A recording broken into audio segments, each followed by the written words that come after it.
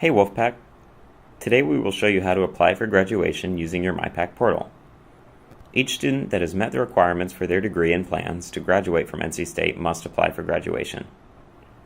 To apply for graduation, navigate to your student homepage in MyPack portal. Select the Planning and Enrollment tile. From the left-hand menu, select Apply for Graduation. On this page you will see your degree and any other plans listed near the top. Select the Apply for Graduation link in blue. From the drop-down menu that appears, select your expected graduation term. You can leave any comments in the box below and they will be read by the Office of Registration and Records. When you are finished, select Continue and then select Submit Application.